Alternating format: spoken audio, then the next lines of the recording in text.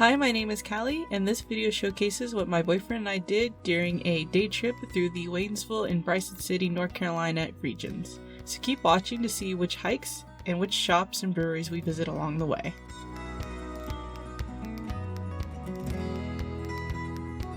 We started off with a drive from the general Waynesville area, and our first stop was the Needmore Road Suspension Bridge.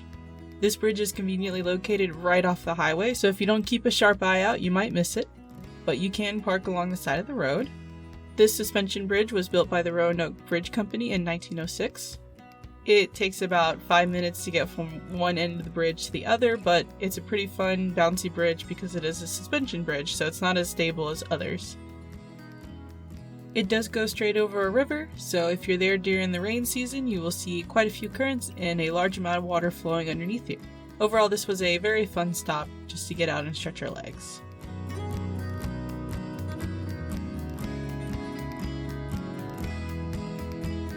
And then we continued on down the road.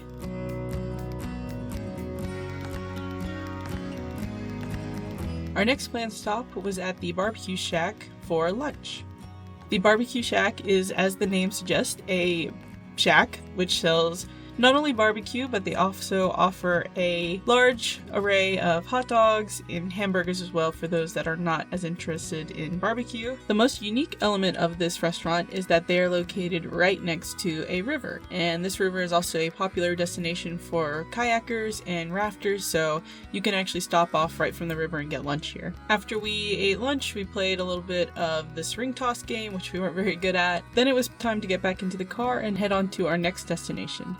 So from here we left the paved roads and got onto a gravel road, and we headed up this mountain a little ways until we got to the trailhead for the Westerwald Fire Tower hike. Now I do want to point out this is a little confusing because there's actually two different hikes right here. One goes one direction, the other goes the other direction, and you want to make sure you start on the correct trailhead. We actually started on the wrong one. Luckily some people quickly got a hold of us and let us know that we needed to go the other direction for the fire tower. So it should not look like this when you start the trail. It should look more like this. So once we got that straightened out, we started our hike. This is not a very long trail. It's about 2.3 miles and it's an out and back, but there is about 800 feet of elevation gain, so you will have to do some incline climbing. Pretty soon you'll see the fire tower in the distance. Once we got up to it, we started climbing up top of it. There was some people already at the top. They had their one dog who wasn't brave enough to climb, met us down there. And so we got to the top of the tower, and there's some pretty amazing, nearly 360 degree views from up there. This was a pretty humid day, so it was a bit misty, so you couldn't see as far as normal, but the views were still great nonetheless. And here's another shot of the dog waiting downstairs. They did eventually go back down. The other dog was much braver and went up with them, so he was happy to have his friend back with him. So we just hung out at the top of this fire tower for a little bit, took in the views, got all of our pictures and videos. It was also an extremely humid day, so ignore the sweatiness of my shirt. And that humidity ended up making a lot of sense because after a little bit we noticed some pretty questionable looking clouds. Storms are brewing, Carter. A storm. So we quickly made our way down the mountain because a thunderstorm was on its way, and luckily we made it back to the car before a downpour started. Gotta go. I said gotta go. And we made our way down the mountain again on the gravel roads, which are not for the faint of heart, nor are they for the easily carsick. And one of my favorite things about driving on more rural roads like this through the mountains is you get to see a lot of different architecture and older houses that were just built and sometimes abandoned, like this cabin.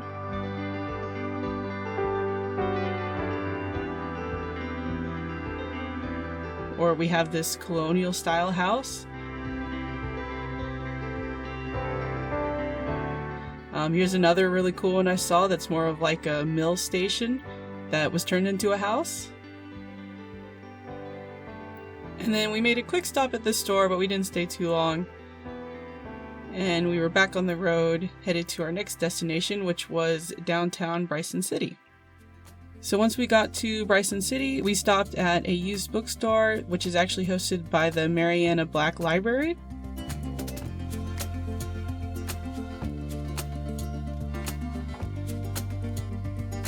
Then we went next door to Mountain Layers Brewing Company and got some drinks.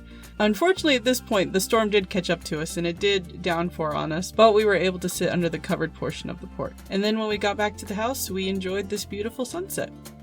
We did stay overnight in the Waynesville area, but we didn't have much time to do anything the next morning, so we just greeted the nearby cows. And then we made a quick stop in downtown Waynesville and had some drinks and lunch at Boojum Brewing before making the long drive back home. Here is our itinerary for the weekend and where we went and the hike that we did and all the places we stopped for lunch or drinks at along the way. And I hope you enjoyed this video and thanks for watching.